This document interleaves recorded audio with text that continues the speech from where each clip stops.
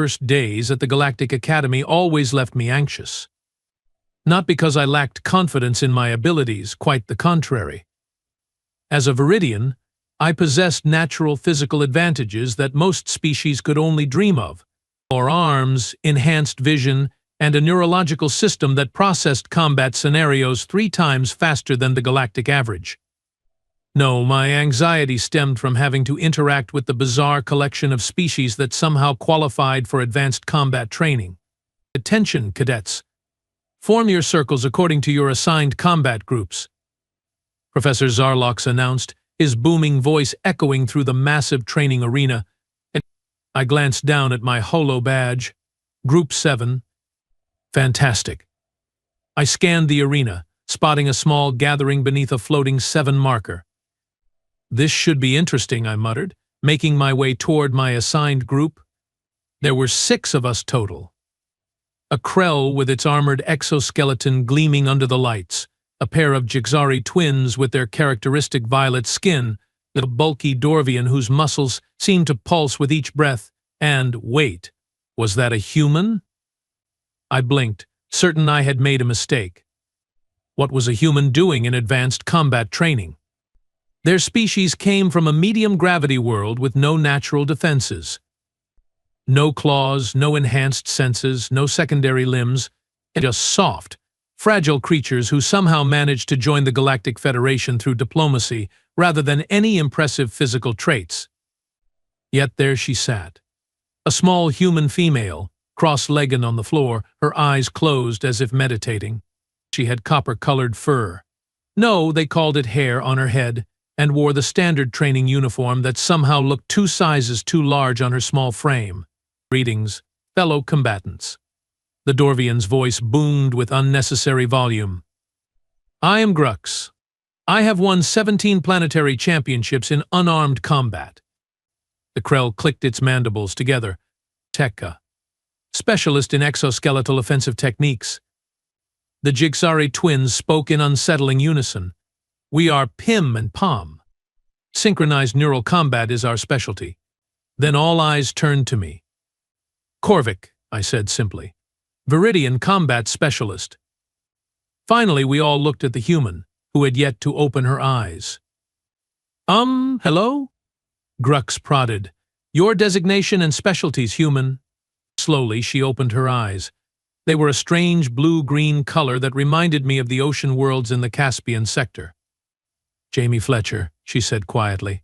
Earth. No specialty. I couldn't help the snort that escaped me. No specialty? Then why are you in advanced combat? Jamie shrugged, a casual human gesture I had observed before. I qualified. Before I could respond, Professor Zarlox approached our group.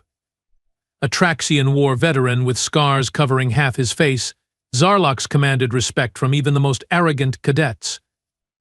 Group 7, he growled, his 8 eyes scanning each of us critically. An interesting mix. We will begin with basic assessment. Korvik, you are up first. Demonstrate your primary combat stance. I stepped forward, spreading my forearms in the traditional Viridian combat position, lower limbs for stability and upper for striking. I allowed a small surge of pride as I noticed several cadets from other groups watching with obvious admiration. Acceptable, Zarlox commented, which from him was high praise. Grux, you are next. One by one, we demonstrated our fighting stances. The Krell's was particularly impressive, its entire exoskeleton reconfiguring into offensive mode. The Jixari twins moved with hypnotic synchronicity. When it came to Jamie's turn, she simply stood up. Just stood there. No stance, no preparation. Nothing. Is this a joke? Zarlox demanded, his voice dripping with disdain. Human, this is advanced combat training, not basic orientation. Show me your stance. Jamie looked directly at Zarlox. This is my stance, Professor. Laughter erupted from nearby groups. Even our group couldn't contain their amusement. I felt almost embarrassed for her. Very well, Zarlox said, his voice dangerously low. If you insist on making a mockery of my class, perhaps a practical demonstration is in order. He turned to our group. Who volunteers to spar with the human? Grux's hand shot up immediately. I volunteer, Professor. I will be gentle with the earth creature. More laughter. Jamie didn't react at all. She just stood there, looking almost bored. Fine, Zarlok said. Basic sparring rules apply. First to yield or become incapacitated loses. Begin when ready. The other groups had now stopped their activities to watch.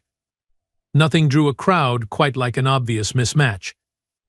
Grux towered over Jamie, his massive frame at least 3 times her size. He grinned, displaying rows of sharpened teeth. Don't worry, little human. I will only bruise you a little. Whenever you are ready, Jamie said quietly. Grux laughed. I like your confidence. But confidence without skill is just stupidity. He began circling her, moving with surprising grace for someone so large. Last chance to assume a proper stance. Jamie remained still, just watching him with those ocean-colored eyes. Your funeral, Grux shrugged, then launched forward with impressive speed. What happened next defied explanation. Grux never touched her. One moment he was lunging forward, the next he was flat on his back, gasping for air. Jamie hadn't appeared to move at all. Silence fell over the entire training arena. What just happened? Tekka clicked, mandibles twitching in confusion. Jamie looked down at Grux. Do you yield? Grux struggled to sit up, confusion evident on his face. I don't understand. I didn't even see you move. Do you yield? She repeated, still in that quiet, almost gentle voice. Yes. I yield, Grux stammered. Professor Zarlox pushed through our group, his 8 eyes wide with disbelief. Explain yourself, human. Jamie turned to him. You asked me to demonstrate my stance. I did. You then arranged a sparring match. I participated. What needs explaining? You didn't move. I blurted out, unable to contain myself. How did you defeat him without moving? A small smile appeared on Jamie's face. Who said I didn't move? Zarlox's expression shifted from disbelief to intense curiosity. And again he commanded. But this time he looked around the arena, then pointed at me. Korvik, you will spar with her. My heart skipped a beat. Professor Now, Korvik. I swallowed hard and stepped forward. 4 arms, enhanced vision, superior neurological processing. I reminded myself of my advantages as I faced the small human. Don't worry, Jamie said softly, so only I could hear. I won't hurt you. Something about her tone sent a chill down my spine. It wasn't threatening, quite the opposite. She sounded genuinely concerned about my welfare, which was somehow more terrifying than any threat. Begin, Zarlox ordered. Unlike Grux, I didn't immediately attack. I circled Jamie carefully, analyzing her posture, searching for weaknesses. There was something odd about her breathing pattern, too controlled, too deliberate. Interesting, she commented. Most opponents attack immediately. I'm not most opponents, I replied, still circling. No, she agreed. You are not. I decided on a feint, a common Viridian technique. I moved as if to strike with my upper right arm while actually preparing to sweep with both lower limbs. It was a move that had won me countless matches. I never completed it. One moment I was initiating my attack, the next I was staring at the ceiling, all 4 arms pinned painfully behind me, with Jamie's knee resting lightly on my chest. What in the name of the 7 moons? I gasped. Gasped. Do you yield? Jamie asked, her face now inches from mine. Close, I could see tiny golden flecks in her oceanic eyes. How did you? Do you yield, Korvik? She repeated, applying the slightest additional pressure to my arms. I yield, I exclaimed, feeling a mixture of shock, humiliation, and fascination. She released me immediately and offered her hand, a human gesture of assistance. After a moment's hesitation, I took it, allowing her to help me up with surprising strength. The entire arena had gone deathly quiet. Even Professor Zarlok seemed at a loss for words. "Would anyone else like to try?" Jamie asked, looking around our group. Tekka and the Jigsari twins quickly shook their heads. "Professor," I said, finding my voice, "what exactly is her specialty?" Zarlok cleared his throat. "According to her application, gravitational adaptation combat." "Gravitational what?" Grux asked, having finally regained his composure. "Humans come from a death world," Zarlok explained slowly, as if just remembering this fact. "Earth has approximately 1.5 times the gravity of our standard. They have evolved under constant pressure." "So she's strong," Tekka clicked dismissively. "Many species have strength advantages." "It's not just strength," Jamie interjected. "It's efficiency of movement."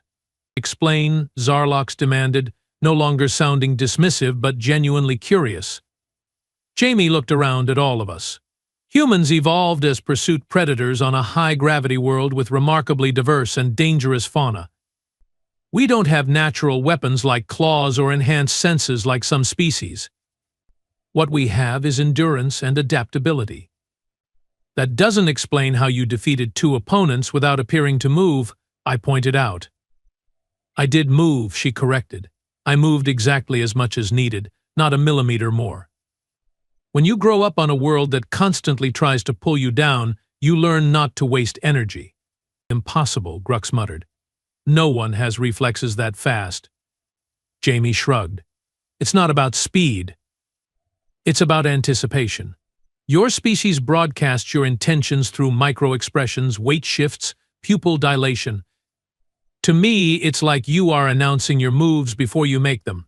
A wave of unease passed through the group. The idea that this small, seemingly defenseless creature could read our biological signals so accurately was disturbing. "And Earth trained you in this technique?" Zarlok asked. "Not exactly," Jamie replied. "It's a combination of several Earth martial arts focused on using an opponent's energy against them, plus environmental adaptation training for space travel." "Why would a medium-gravity species need adaptation training?" Tekka asked. "Inst." Jamie's expression changed slightly. "Was that amusement?" "Because Earth isn't actually medium gravity by galactic standards. It's classified as a high-gravity death world. Class 12. Gasps echoed around the arena. Class 12 death worlds were rare, planets with extreme gravity, atmospheric toxicity, and aggressive ecosystems. Most spacefaring species came from Class 3 to 6 worlds. "That's impossible," I said. "Humans don't have the physiological characteristics of Deathworlders." "Don't we?" Jamie asked, turning those unsettling eyes on me. "What do you think these are for?" She held up her hands, wiggling her 5 fingers. "Manipulation of tools," I answered automatically. "Yes, but why 5 digits with such complex joints? Why omnidirectional shoulder sockets? Why bipedal locomotion with rotational hip joints?" She took a step toward me, and I found myself taking an involuntary step back. "We are built to adapt, Korvik. To climb, to throw, to manipulate our environment with precision. We evolved on a world where being clever was just as important as being strong." Professor Zarlok seemed to have recovered his composure. "Enough theory. Practical demonstration is the purpose of this class." He looked around the arena. "Rakar, bring your group over." My heart sank. Rakar was a Zenthi warrior, the Academy's top-ranked combatant 3 years running. His species possessed natural armor and regenerative capabilities that made them legendary on the battlefield.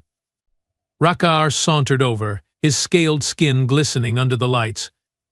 "You called, Professor?" "Spar with the human," Zarlok instructed, pointing at Jamie. Rakar looked Jamie up and down, then laughed. "Is this a joke?" "I could break her in half." "Try," Zarlok said simply. Jamie had resumed her non-stance, standing casually as if waiting for public transport rather than preparing for combat with one of the most dangerous fighters in the Academy. Your funeral, little Deathworlder, Rakahar sneered, using the term like an insult. Jamie just smiled. We will see. Rakahar didn't waste time with preliminaries.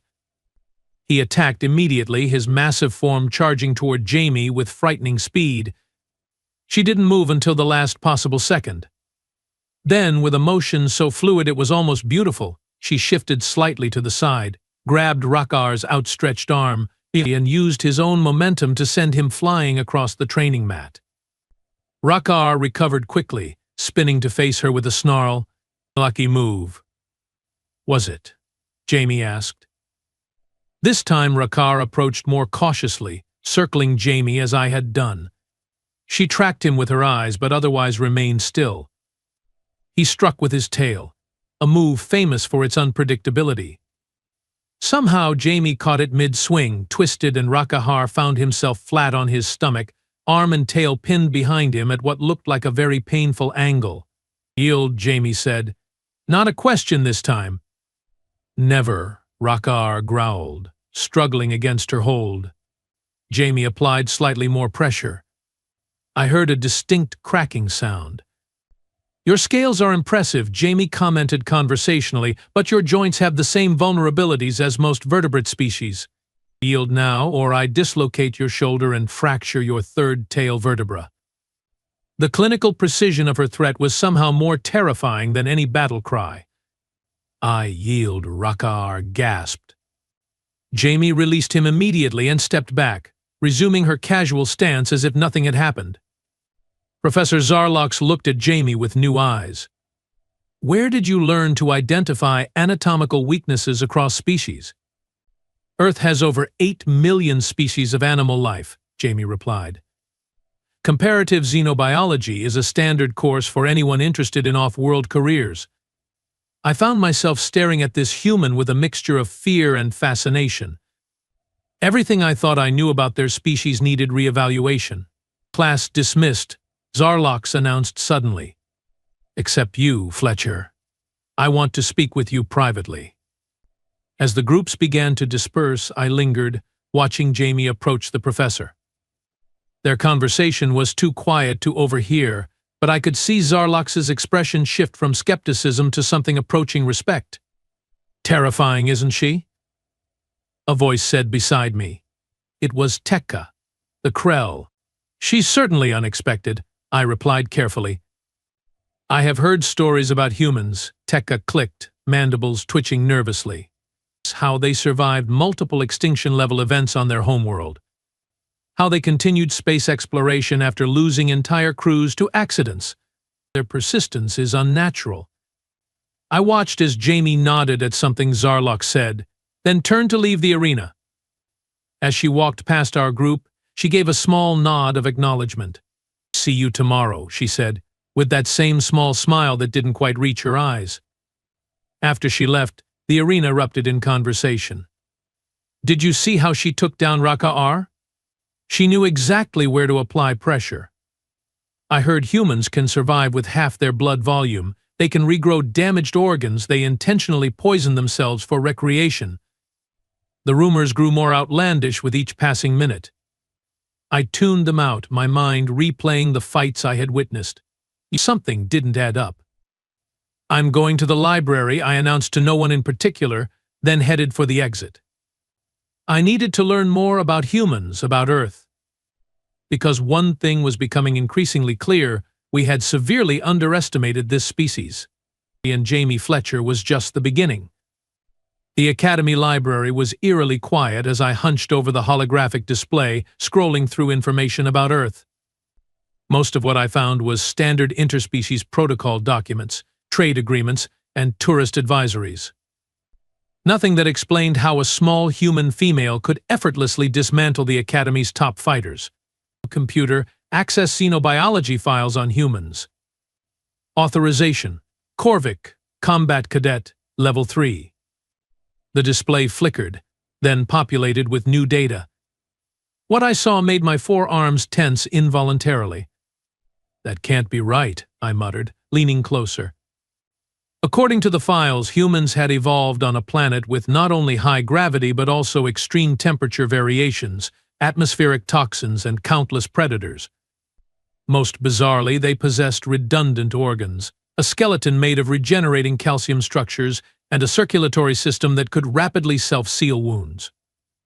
"Looking for answers?" a voice asked from behind me. I spun around to find Jamie standing there, holding a physical book, an archaic Earth information storage method. "How long have you been there?" I demanded, feeling oddly guilty, as if caught doing something shameful. "Long enough," she replied, taking a seat across from me. "Finding anything interesting?" I gestured at the display. "According to this, humans can survive losing entire limbs. Temporarily, yes," she confirmed casually, "though we prefer to keep all our parts attached. And you can ingest substances that would kill most species." She nodded. "What you call toxins, we call breakfast beverages. Caffeine, theobromine, various alcohols. You poison yourselves for pleasure?" "For functionality, mostly," she corrected, placing her book on the table. "Our nervous systems often require chemical stimulation to achieve optimal performance." I leaned back, studying her with new interest. "Why didn't you tell us you were from a Class 12 Deathworld?" Jamie's mouth quirked up at one corner. "You didn't ask. Besides, we are classified as Class 9 in official Galactic Federation documents." "A deliberate misclassification?" "A political compromise," she replied. "When Earth joined the Federation, many species were uncomfortable with our physiological capabilities. Downplaying our environmental challenges helped ease diplomatic relations." "That's deceptive," I pointed out. "That's diplomacy," she countered. "Would you have treated me differently if you'd known?" I hesitated, then nodded reluctantly. "Probably, but only because it would have been relevant tactical information." "Exactly," Jamie said, tapping her fingers on the book cover. "Humans learned early in our interstellar relations that other species respond to us with either fear or dismissal. Neither is conducive to productive cooperation." Before I could respond, my comm unit buzzed. A message from Professor Zarlok's Emergency Combat Assembly. "All cadets report immediately." "Did you get that too?" I asked Jamie. She nodded, already standing. "Let's go." We hurried through the academy corridors, joining streams of other cadets flowing toward the main combat arena. The usual chatter was absent, replaced by tense whispers and concerned glances. "Any idea what's happening?" I asked a passing Traxian. "Something about an external challenge," they replied without slowing. When we reached the arena, the scene was drastically different from our previous class. The training mats had been replaced by a single, circular platform surrounded by energy barriers. The academy officials occupied the upper observation decks, along with several beings I didn't recognize, visitors in elaborate diplomatic attire. "Attention, cadets." Professor Zarlok's voice boomed through the space. "Today we have unexpected guests. Representatives from the Crixian Empire have requested a demonstration of our combat training methods." Murmurs rippled through the assembled cadets. The Crixian Empire was not part of the Galactic Federation. They were a militaristic society known for aggressive expansion and disdain for what they called lesser species. "The Crixians have proposed a simple challenge," Zarlok's continued. "Their junior war champion against our top combat student." All eyes turned to Rakar, who straightened his shoulders, clearly expecting to be named. "Based on yesterday's performance," Zarlok's announced, "our representative will be Cadet Fletcher." The arena erupted in shocked whispers. Rakar's face contorted in disbelief and fury. "This is an outrage," he hissed. "One lucky bout doesn't make her our champion." Zarlok's fixed him with a cold stare. "Your objection is noted, Cadet Rakar, and dismissed." Jamie stepped forward, her face betraying no emotion. "What are the terms of the challenge, Professor?" "Single combat. No weapons. Victory by submission or incapacitation," Zarlok's replied. "The Crixian representative will be Junior War Champion Drox." From the diplomatic section, a massive figure rose and vaulted over the railing, landing on the platform with earth-shaking force. The Crixian stood at least 7 feet tall, with gray-green scaled skin and multiple ridges of bone protecting vital areas. 4 yellow eyes surveyed the cadets with obvious contempt. "This?" Drox's voice rasped through translator implants. "This is your champion?" He pointed a clawed finger at Jamie. The soft pink creature barely looked sturdy enough to serve as a meal, let alone a worthy opponent. Several Academy officials shifted uncomfortably, but Zarlox remained impassive. "Cadet Fletcher, do you accept the challenge?" Jamie nodded once, sharply. "I accept." As she made her way to the platform, I found myself moving through the crowd to intercept her. "Are you insane?" I whispered urgently when I reached her. Crixians have exoskeletal reinforcement under their scales. Their bone density is 3 times galactic standard. Jamie gave me an odd look. "Are you concerned for me, Korvik?" "I'm concerned for the diplomatic incident when he crushes you into human paste," I retorted, though something in her calm demeanor made me wonder if my concern was misplaced. She placed a hand briefly on my upper left arm. "Watch closely. You might learn something." Then she climbed onto the platform to face Drox. The size difference was almost comical. The Crixian towered over her, his massive form casting her in shadow. "Combat parameters accepted," announced an automated voice. "Match begins in 10 seconds. Drox dropped into a combat stance, his body language screaming aggression and confidence. Jamie stood casually, arms at her sides, much as she had in our class demonstration. 5, 4, 3, 2, 1, commence.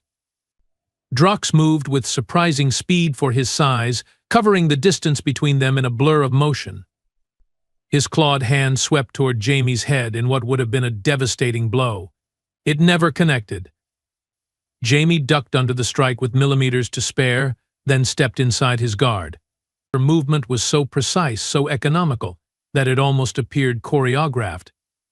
She placed one hand on Drox's extended arm and another on his torso, then simply redirected his momentum. The result was spectacular. Drox's massive body flipped completely over, crashing onto the platform with bone-jarring force. Before he could recover, Jamie had somehow maneuvered behind him, applying pressure to what I recognized as neural junction points on a Crixian. Drox roared in fury, attempting to throw her off. But Jamie moved with him, adjusting her position with each movement, remaining perfectly balanced while increasing pressure on his vulnerable points. "Impossible," someone whispered nearby. "She's countering Crixian battle rage response patterns." "Submit," Jamie said quietly, applying additional pressure that made Drox's yellow eyes bulge. "Never," he snarled, though his struggles were weakening. "Crixians do not yield to prey species." "Your choice," Jamie replied, her voice still eerily calm. "But you should know that I'm currently compressing your secondary cardiovascular node. In approximately 30 seconds, you will lose consciousness. In 2 minutes, permanent neural damage begins." The clinical precision of her analysis chilled me to the core. This wasn't bravado, it was a medical assessment delivered with absolute certainty. Drox must have sensed it too. His struggles became desperate, then gradually subsided. "I yield," he finally gasped, the words clearly painful to utter. Jamie released him immediately and stepped back, maintaining her ready stance until the automated system announced, "Match concluded." Victory by submission to Federation cadet. The arena remained silent for 3 heartbeats, then erupted in chaotic noise. Academy cadets cheered wildly, while the Crixian diplomats conferred in agitated whispers. Drox remained on the platform, his expression a mixture of disbelief and humiliation. Jamie extended her hand to him, the same gesture she'd offered me after our bout. For a moment I thought Drox would attack her again. Instead, he stared at her hand, then slowly, reluctantly, took it and allowed her to help him up. "How?" he demanded, loud enough for nearby cadets to hear. "You are half my size with no natural weapons." "You have impressive physical advantages," Jamie acknowledged. "But you rely on them too heavily. Your technique sacrifices efficiency for intimidation." Drox's ridge scales flattened, a sign of thoughtfulness in Crixians. You fight like no prey species I have encountered." "That's because humans aren't prey," Jamie replied simply. "We are apex predators who learned cooperation was more effective than competition." The Crixian studied her for a long moment, then inclined his head slightly, a gesture of respect that stunned the watching diplomats. Professor Zarlox dismissed the assembly shortly after, but instructed our combat group to remain behind. Once the arena had cleared, he addressed us with unusual intensity.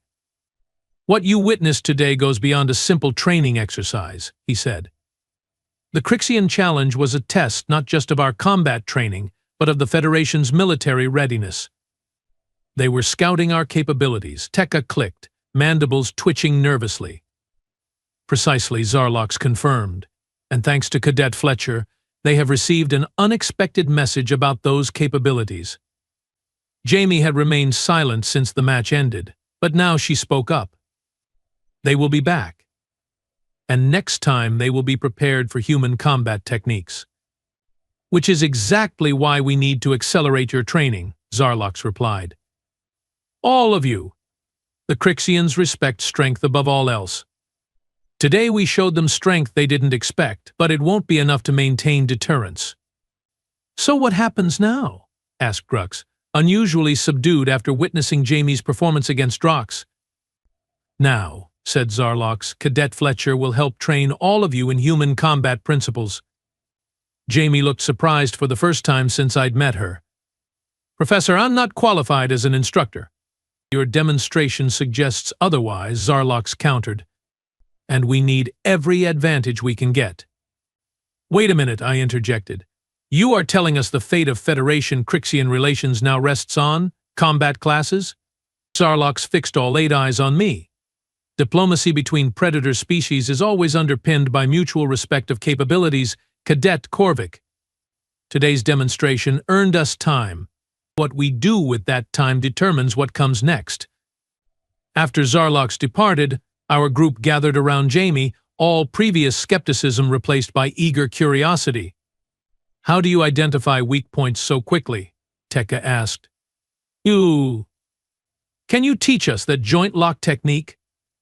The Jixari twins inquired simultaneously. Even Grux seemed impressed. "Your leverage application defies conventional mass ratio predictions." Jamie held up her hands. "One question at a time.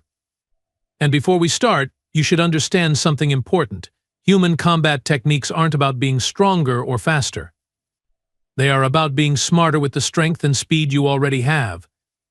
"Elaborate," I requested, genuinely curious now. Jamie glanced around, then pointed to a training dummy. "Korvik, use all 4 arms to strike that dummy with maximum force." I complied, unleashing a powerful 4-armed combination that made the reinforced dummy rock on its base. "Good," Jamie said.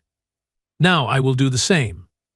She approached the dummy, positioned herself carefully, then struck with a single, focused blow. The dummy didn't just rock, it flew backward, tearing free from its anchoring and crashing into the wall. We stared in stunned silence. "How did you generate that much force?" I finally asked. "Kinetic chaining," she explained. "Earth's gravity taught humans to use our entire body in sequence: feet, legs, hips, core, shoulders, arms, hands, and each link in the chain adds force to the next." "But your mass is insufficient," Grux began. "Mass is just one factor," Jamie interrupted. "Velocity and structural alignment matter more. That's why I kept telling you all efficiency of movement is our specialty." For the next hour, Jamie demonstrated basic principles of human combat techniques. Even with my enhanced neurological processing, I struggled to grasp the subtle biomechanical concepts she described so casually. It wasn't just about striking or grappling, it was an entirely different approach to physical conflict. Humans developed thousands of combat systems over our history, she explained as we practiced. Most evolved independently in different regions of Earth, yet many arrived at similar principles. "Why so many systems?" asked Pim, or possibly Pom. I still couldn't tell the Jixari twins apart. "Because humans spent most of our history fighting each other," Jamie replied with surprising candor. Before we unified and joined the stars, we nearly destroyed ourselves countless times. That revelation sent a chill through the group. I found myself reevaluating everything I thought I knew about humanity. Is that why the Federation classified your world as Class 9 instead of Class 12? I asked quietly. Not just your physical capabilities, but your aggressive tendencies. Jamie met my gaze directly. Partly. But you are missing something important, Korvik. The same traits that made us dangerous to ourselves make us valuable as allies. How so? Tekka inquired. Because when humans commit to protecting something, Jamie said, we bring every adaptation from our death world to bear. Our redundant organs, our pain tolerance, our pattern recognition, our tool use, our endurance, everything that helped us survive Earth gets repurposed. To what end? I asked. Jamie's expression softened slightly. To ensure that those we consider under our protection never experience what we did. The constant struggle, the fear, the need to fight simply to exist. The training session continued, but my mind kept returning to that statement. I began to understand why the Crixian War champion had shown respect to Jamie after his defeat. He had recognized something fundamental about humans that the rest of us had missed. They weren't just Deathworlders. They were guardians who had emerged from their deadly cradle with both the capacity for terrible violence and the determination to prevent it when possible. As our session ended and we prepared to leave, I approached Jamie one last time. That first day, I said, when you defeated me without seeming to move. You could have embarrassed me as thoroughly as you did Rakar, but you didn't. Why? Jamie considered me with those ocean-colored eyes. Because I recognized something in you, Korvik. Curiosity. Adaptability. The willingness to question your assumptions. Traits you value? Traits that helped humans survive, she corrected. The ability to learn, to change perspectives, those matter more than physical strength in the long run. She extended her hand, that curious human gesture again. This time I took it without hesitation, feeling the surprising strength in her grip. Will the Crixians really return? I asked. Jamie nodded solemnly. They will, but next time they won't just face me. She looked around at our combat group, who were still practicing the techniques she'd shown them. They will face all of us, working together. And that's something even Deathworlders fear: cooperation between species who understand each other's strengths. As I watched her walk away, I realized the true lesson of the quiet human girl who'd defeated champions without seeming to move. The most dangerous adaptation wasn't claws or armor or venom, it was understanding that together, the different species could become something greater than the sum of their evolutionary advantages. And perhaps, just perhaps, that was why humans had been allowed to join the Galactic Federation despite their Deathworld origins. Not because they had hidden their nature, but because enough wise beings had recognized what I was only beginning to understand. Sometimes the best guardians are those who have faced the worst dangers and survived.